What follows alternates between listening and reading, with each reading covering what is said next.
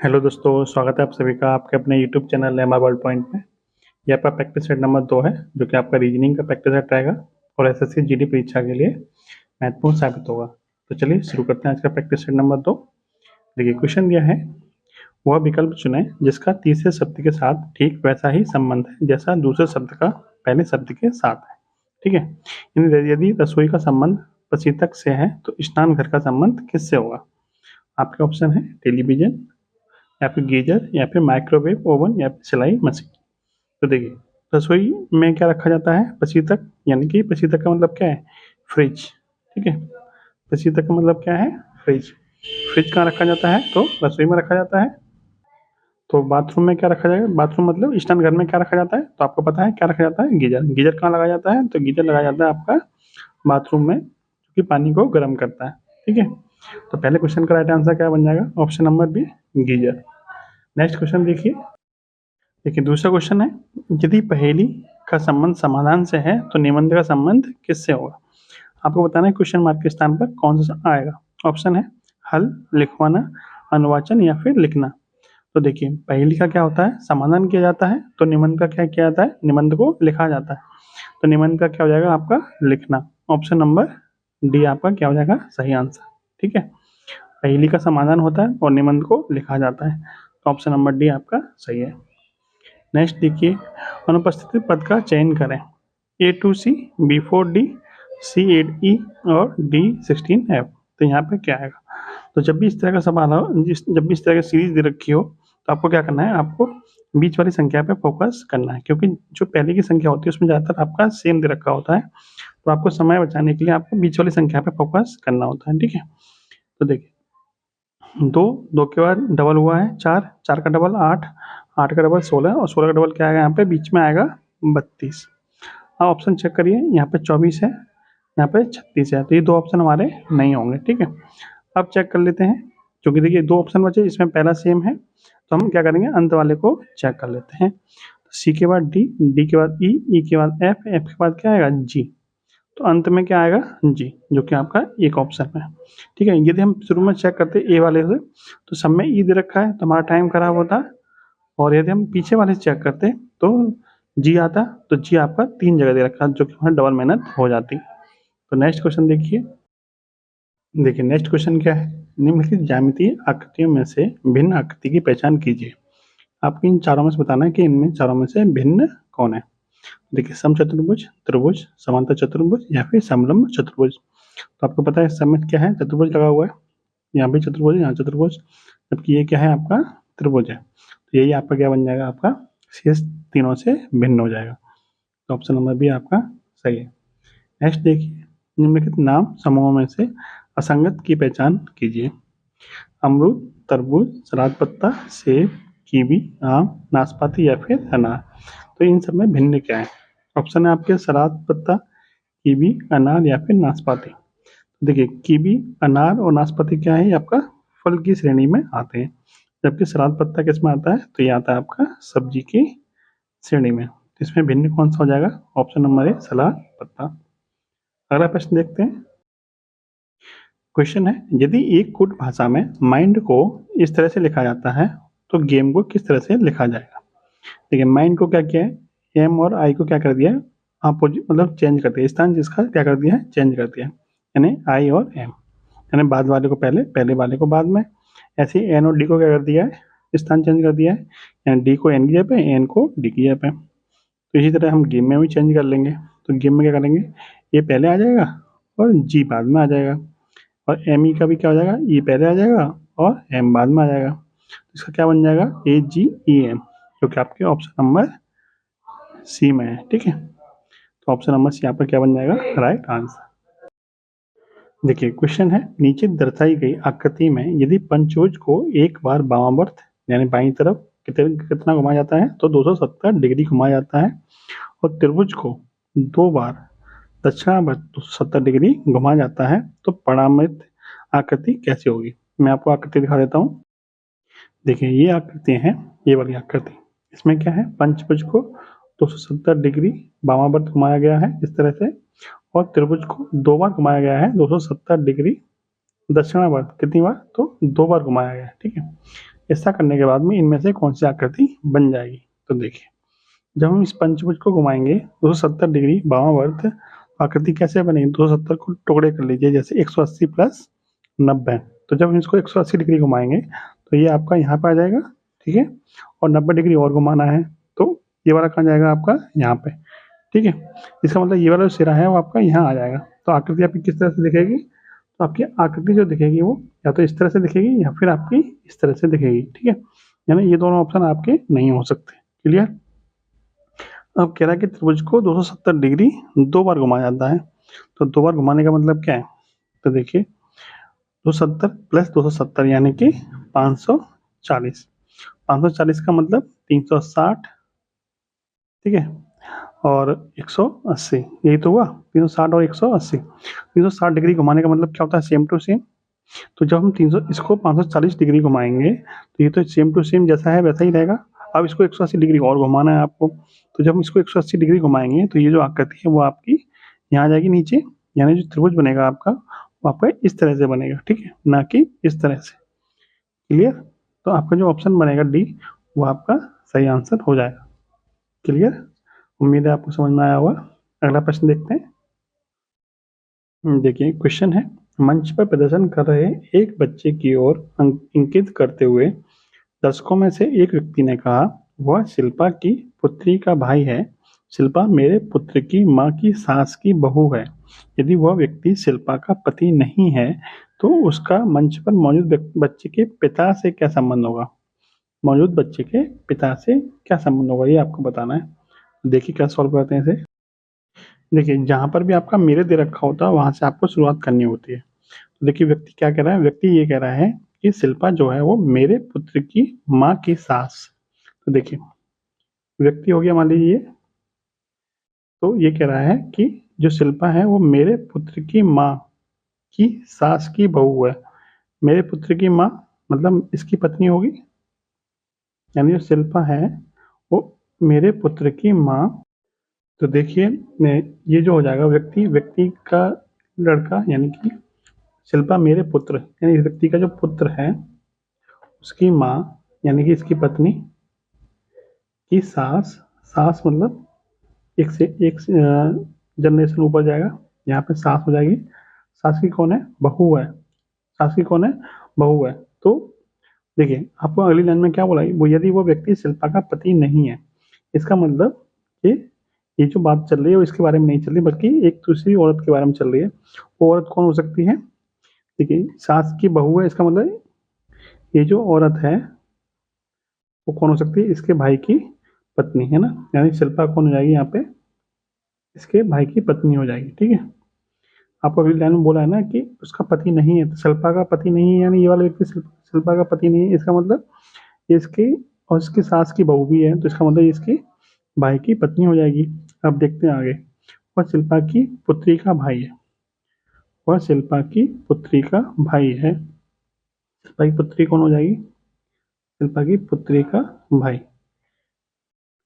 देखिए व्यक्ति क्या बोल रहा है कि एक बच्चे की इंगित करते हुए बोल रहा है कि जो बच्चा है वो कौन है, वो शिल्पा की पुत्री का भाई है। शिल्पा की पुत्री का भाई यानी इसका भाई कौन हो जाएगा, इसका भाई कौन हो जाएगा, ये वाला, ठीक है। यहाँ लिख इसका भाई। ये जो भाई है वो क्या बोल रहा है कि वो शिल्पा की पुत्री का भाई है। शिल्पा मेरे पुत्र की माँ की सास की बहू है। यदि वह व्यक्ति शिल्पा का पति नहीं है तो उसका मंच पर मौजूद बच्चे के पिता से क्या संबंध होगा। तो देखिए शिल्पा की पुत्री, पुत्री का ये कौन हो गया, भाई। तो शिल्पा का जो पति होगा, शिल्पा का जो पति होगा वो इसका पिता हो जाएगा। क्लियर, भाई का पिता हो जाएगा, यानी पुत्री के भाई का पिता हो जाएगा। और जो पिता हो जाएगा वो इस व्यक्ति के साथ संबंध क्या बनाएगा, क्योंकि ये जो व्यक्ति है और ये जो व्यक्ति है दोनों क्या हो जाएंगे, भाई भाई हो जाएंगे, क्योंकि दोनों की जो माँ है वो एक ही है। ये दोनों क्या हो जाएंगे, भाई और भाई हो जाएंगे। इसका मतलब इसके पति के साथ इस व्यक्ति का संबंध क्या बनेगा, तो बनेगा भाई का, यानी कि ऑप्शन नंबर डी आपका ठीक हो जाएगा। ठीक है, देखिए सवाल में कुछ नहीं था, बस आपको थोड़ा समझना है। हो सकता है थोड़ा समझने में टाइम लगे, लेकिन सिंपल सवाल है, आप आराम से कर सकते हैं।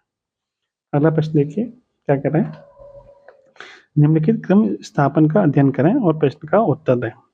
यदि उपरोक्त क्रम में से सभी संख्याएं और प्रतीक निकाल दिए जाएं, सभी संख्या निकालनी है और प्रतीक निकाल दिए जाएं, तो सभी संभावित 3 अक्षरों के संयोजन की कुल संख्याओं की पहचान कीजिए। 3 अक्षरों के संयोजन की कुल संख्याओं की पहचान कीजिए।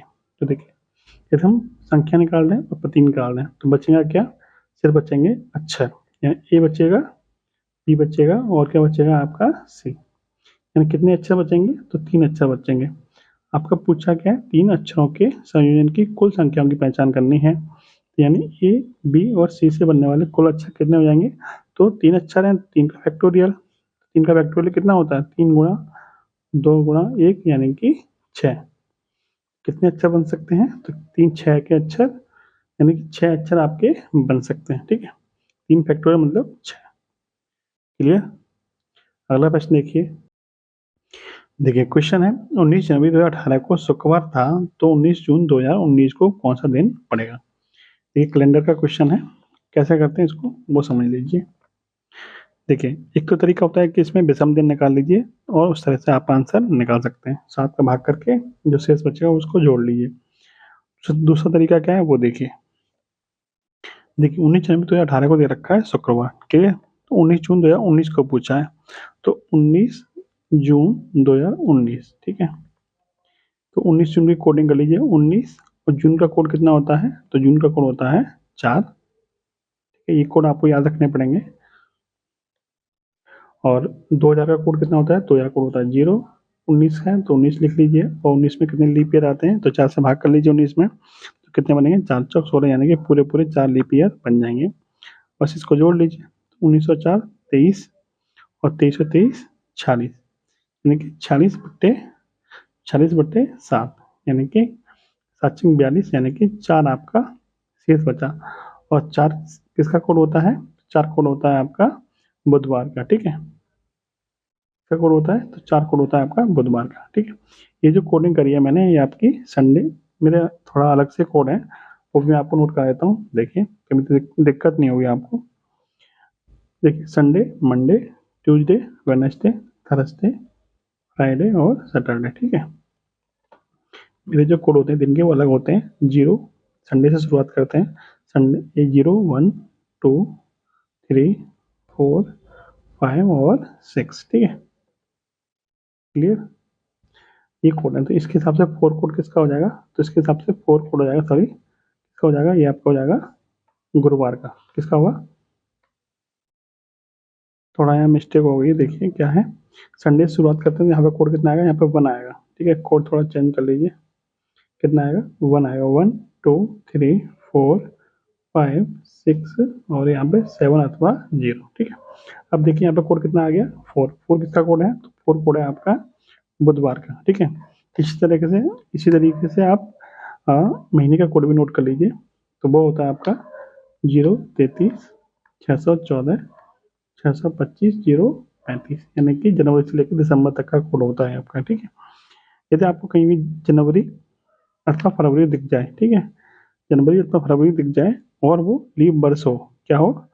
लीप वर्ष हो, तो जो आप ये जोड़ते हो ना, जोड़ने के बाद में जो आपका शेषफल बचता है उसमें से आप अंत में 1 घटा दीजिए, तो आपका राइट आंसर मिल जाएगा, ठीक है। क्योंकि ये जून है 2019 है, तो ये लीप वर्ष नहीं है, तो यही कोड का यूज किया मैंने इसमें। तो देखिए 19 का 19 आ जाएगा। जून का कोड क्या है? तो जून का कोड हो जाएगा आपका 4। 2000 का कोड क्या होता है? 2000 कोड 0 होता है। और 19 का 19 आ जाएगा। 19 में कितने लीप वर्ष होते हैं? तो 4 होते हैं। बस इसको जोड़ लीजिए। 46/7, यानी कि शेष पर कितना आएगा? 4। और 4 कोड किसका होता है मेरे हिसाब से? तो होता है 4 कोड आपका वेडनेसडे का होता है, ठीक है। तो वेडनेसडे का मतलब बुधवार। तो इस क्वेश्चन का राइट आंसर क्या बनेगा आपका? बुधवार, ठीक है। Option number D. नेक्स्ट प्रश्न देखते हैं। देखिए क्वेश्चन है, निम्नलिखित आरेख का अध्ययन करें और उस विकल्प का चयन करें जो सही नहीं है, ठीक है। ये रखा है आपका, ये दे रखा है, इस पर आपको चेक करना है कौन सा सही नहीं है। कुछ शेर बकरियां नहीं है, कुछ शेर बकरियां नहीं है जबकि है बकरियां, इसका मतलब ये आपका क्या हो जाएगा? सही नहीं होगा। आपसे पूछा क्या कौन सा सही नहीं है, तो ऑप्शन नंबर ए यहाँ पर क्या बन जाएगा? सही नहीं है, ठीक है। और बाकी चेक कर लेते हैं। कुछ बकरियां शेर हैं तो कुछ बकरियां शेर हैं। शेर गायक नहीं है, तो शेर गायक नहीं है, ये भी सही है। कुछ बकरियां गा सकती हैं, कुछ बकरियां गा सकती हैं, यानी ये तीनों सही है। यहाँ पर कौन सही नहीं है? ऑप्शन ए आपका सही नहीं है, कोई आपसे सही नहीं वाला ही पूछा था। तो ऑप्शन नंबर ए आपका ठीक है। नेक्स्ट क्वेश्चन देखिए, यदि हम अंक 3 और 6 को तथा चिन्ह प्लस और भाग को परस्पर परिवर्तित करते हैं लेकिन माइनस और गुणा के परिवर्तित नहीं करते हैं, तो नीचे दिए गए व्यंजक का मान ज्ञात कीजिए। किस किस को चेंज करवाया है? 3 और 6 को, और प्लस और डिवाइड को। देखते हैं क्वेश्चन में। देखिए ये व्यंजक दे रखा है, किस किस को चेंज कराया था? 3 और 6 को, और प्लस और डिवाइड को। तो चेंज कर लेते हैं। तो देखिए ये हो जाएगा आपका 9 6 प्लस, प्लस की जगह कितना हो जाएगा? डिवाइड, ठीक है।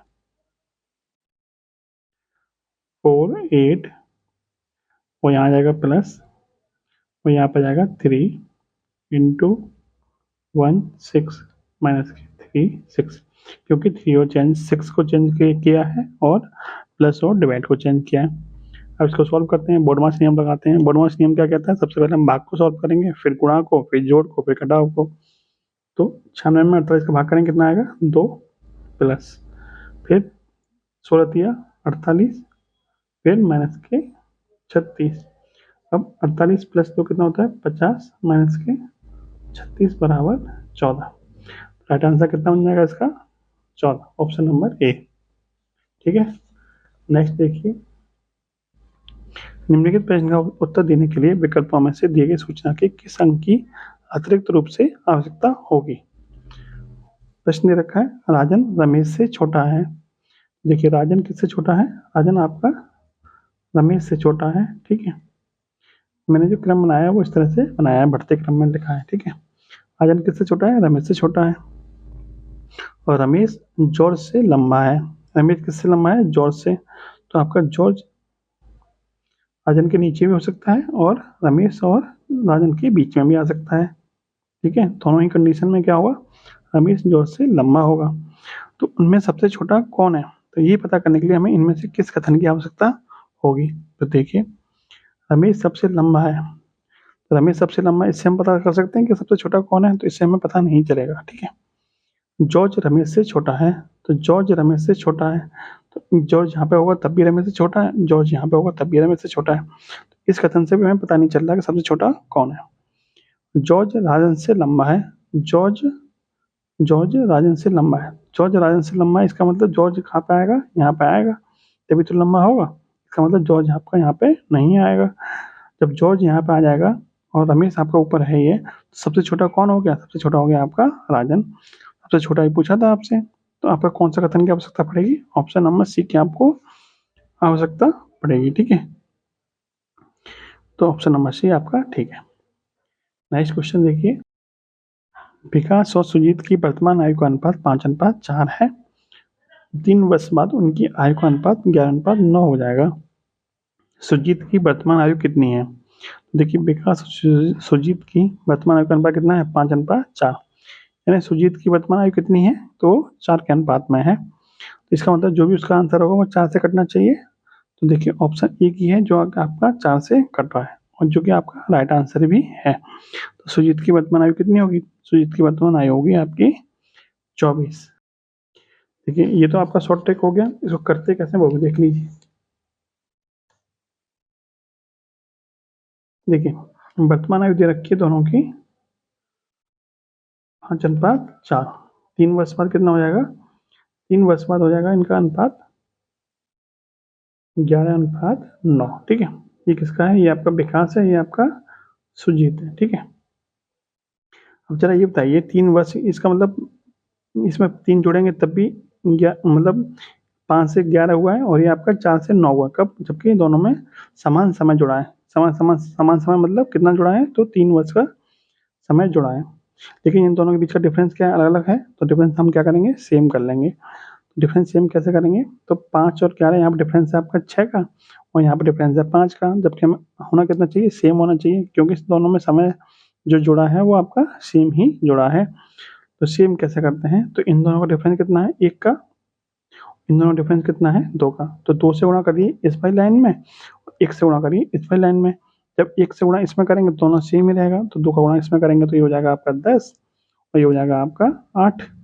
यानी 10 से कितना हो गया 11 और 8 से कितना हो गया है 9, यानी कितनी की वृद्धि हुई है 1 की, जो किसके बराबर है 3 वर्ष के बराबर है। तो 1 मिनट की वैल्यू 3 के बराबर है, तो 8 की वैल्यू कितने बराबर होगी, 8 क्या है सुजीत की वर्तमान आयु, तो 8 की वैल्यू कितनी हो जाएगी 8 या 24। यही आपसे पूछा था कि सुजीत की वर्तमान आयु कितनी है, तो 24 वर्ष। Clear, option number B. Next question देखिए, क्वेश्चन है आपका नीचे दिए गए चित्र में कुल आयतों की संख्या कितनी है, यानी इस चित्र में आपको आयतों की संख्या बतानी है। तो देखिए कैसे निकालते हैं आयतों की संख्या। तो सबसे पहले इसको रो को गिनिए, यानी कि इसमें कितनी पंक्तियां हैं और कितने कॉलम हैं। तो देखिए पंक्तियां गिनने के लिए हम क्या करेंगे, इसमें इस तरह से नंबरिंग करिए कि 1 2 3 4। कॉलम गिनने के लिए 1 2 3 4। तो 1 से लेकर 4 तक का जोड़ कितना होता है, तो 10 होता है। और 1 से लेकर 4 तक का जोड़ भी कितना हो गया 10 हो गया। ठीक है, अब इसमें आयत की संख्या निकालनी है, तो कैसे निकालेंगे, तो ये 10 है और ये वाला भी जो 10 है दोनों का गुणा कर दीजिए, यानी कि 10 गुणा 10 कितना हो जाएगा आपका 100। इसमें आयतों की संख्या कितनी आएगी 100 आएगी, जो कि आपका ऑप्शन में नहीं है।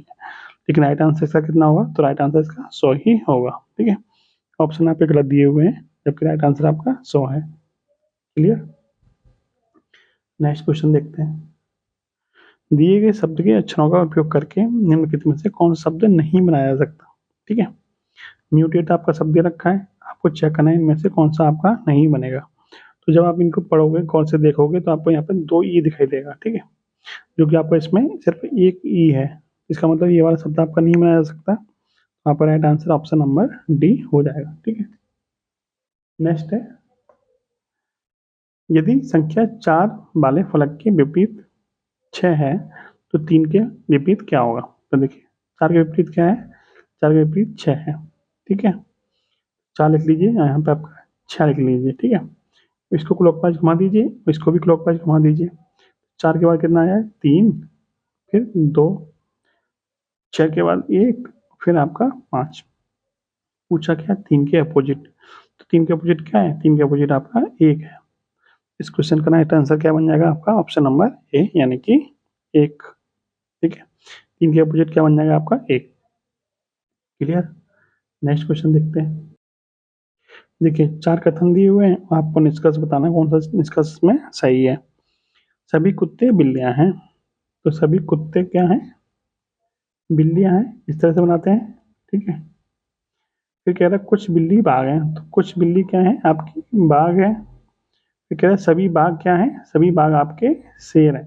ठीक है, इस तरह से बन जाएगा। और कोई शेर गधा नहीं है, तो गधा क्या हो जाएगा आपका सबसे अलग। क्लियर, अब निष्कर्ष देखते हैं।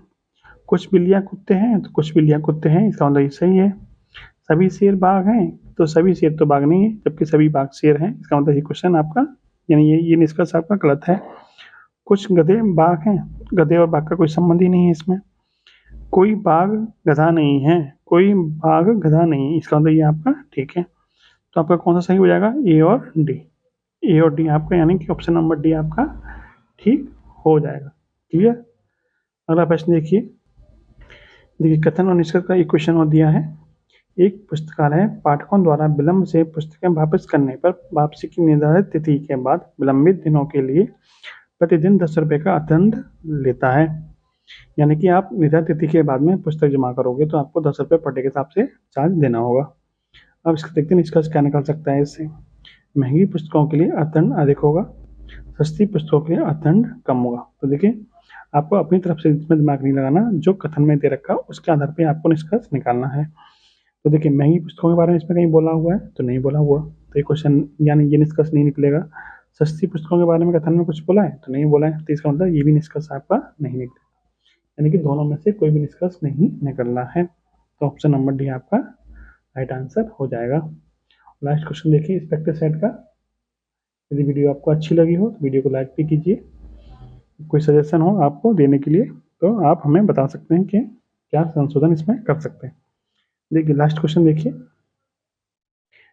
ये क्या है आपका आकृति फोल्ड करने वाला क्वेश्चन है, और इस क्वेश्चन का आंसर आपको कमेंट बॉक्स में बताना है कि इस क्वेश्चन का राइट आंसर क्या होगा।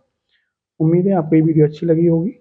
यदि आपको अच्छी लगी हो तो वीडियो को लाइक और शेयर भी करिए। जय हिंद, जय भारत।